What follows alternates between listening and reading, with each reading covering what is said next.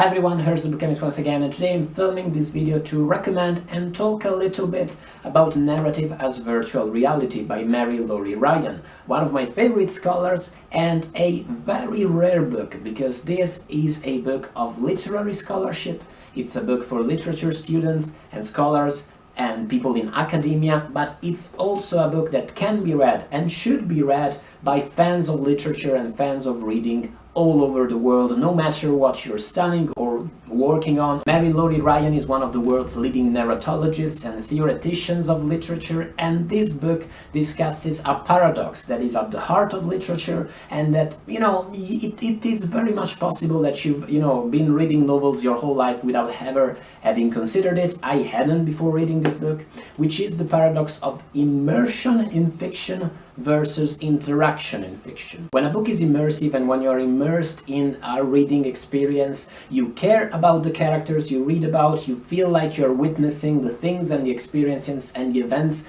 they're witnessing, you feel like you are inhabiting their setting. In a way, you forget about the reading experience because you become so addicted to their world and their lives. And the main example of this kind of fiction given in the book is 19th century fiction. Lots of people, especially within academia, have this big passion for 19th century novels, for those types of classics, because they were seen as, the apex and the golden age of that type of literature, immersive literature, where the point is to care about the life of these people and to share their experiences. Interactive fiction, on the other hand, points at the interactivity of the reading act, reminds you that you are reading a book, allows you to reflect and, form, new opinions on the ways a reader and writer interact with each other, on the ways you interact with the text,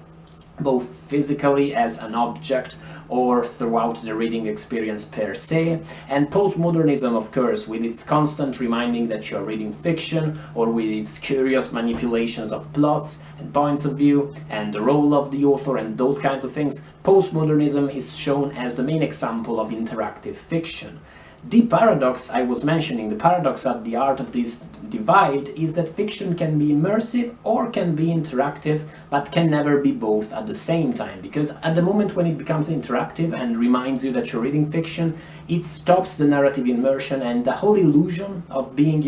immersed in this narrative world is shattered and stops. The book then explores some liminal cases that seem to stand halfway between these two worlds, or some very idiomatic examples of both of these narrative processes, but in particular it explores the dynamics of both immersive fiction and interactive fiction, and in its way it is massively important and revolutionary in so many ways because of a couple of reasons. The first one is that, as Ryan puts it in the book, the one truth universally acknowledged within literary criticism is that in order to appreciate a novel, in order to appreciate the true artistic value of a book, you have to care about the way it achieves what it does, about the writer's style, the writer's use of language, the writer's use of literary conventions and plot structure, and all those kinds of things. And so, in a way,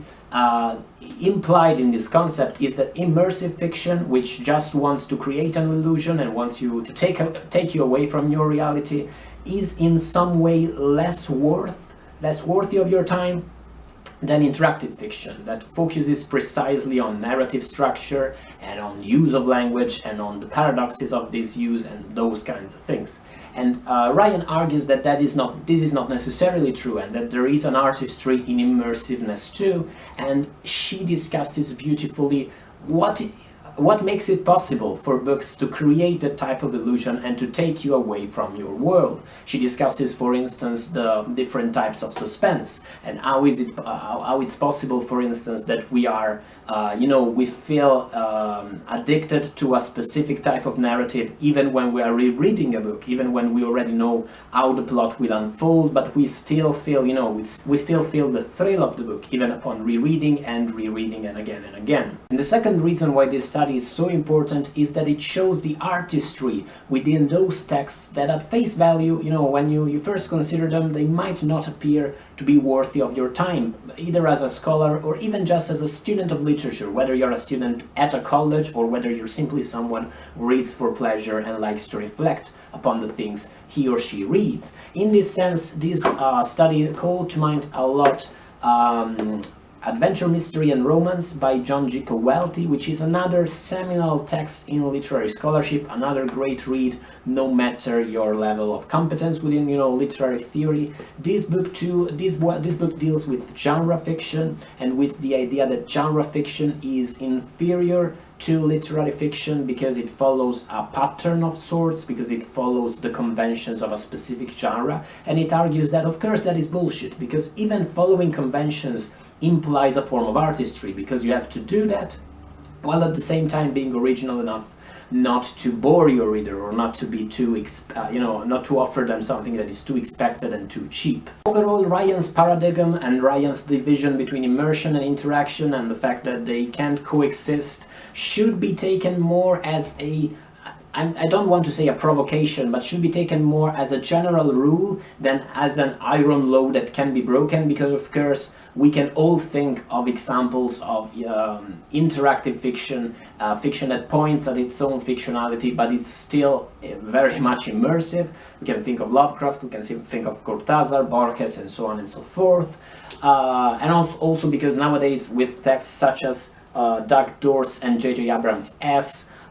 with game books, with interactive fiction, all of these concepts are a bit tricky, but still, you don't have to read this book to prove Ryan wrong. You have to read this book because of how it will make you see it will make you look in a new way at the dynamics of fiction and at the ways in which the books you read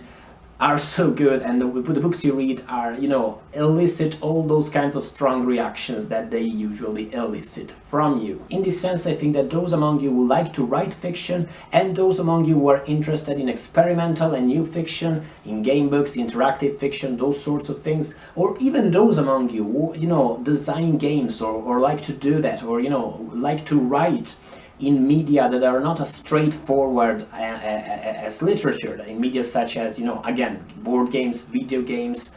those kinds of interactive forms of entertainment, should definitely read this study. It's a seminal study, it's so important and so fundamental for contemporary criticism, and you love it. It's a great read, and Ryan writes very, very well. Let me know if you're interested in this kind of study and in watching more of this type of video, and let me know if you read or if you have read Ryan's Narrative as Virtual Reality, what you think about it. There are two versions of the book. This is, you know, the second edition, but if you find the first edition at a library nearby, it's still golden, it's still worth it, absolutely. Thank you for watching once again. Let me know what you think in the comments below, and I'll see you in the next video. Bye guys.